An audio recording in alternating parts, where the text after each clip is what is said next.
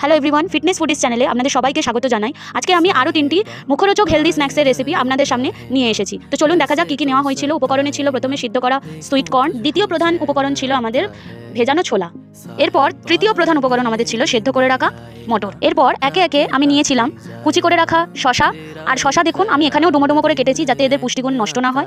এরপর আমি নিয়েছি কুচি করে রাখা টমেটো, এরপর আমি নিয়েছি কুচি করে রাখা পেঁয়াজ, এরপর আমি নিয়েছিলাম কুচি করে রাখা ধনে পাতা আর কুচি করে রাখা কাঁচা লঙ্কা। এরপর এই রেসিপিগুলোকে আরও চটপাটা বানানোর জন্য আমি নিয়েছিলাম কাটা লেবু। এইবার কিছু মশলার উপকরণে আসা যাক। প্রথমেই মশলাতে আমরা নিয়েছি নুন, সেটা আপনারা পরিমাণ মতন দেবেন। তারপরে একটু বিট লবণ।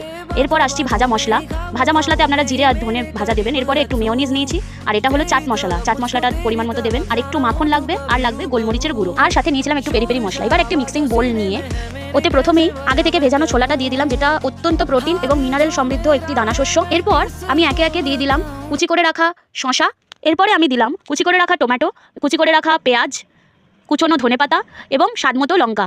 এরপরে আমি একে একে মশলাগুলো দিয়েছিলাম।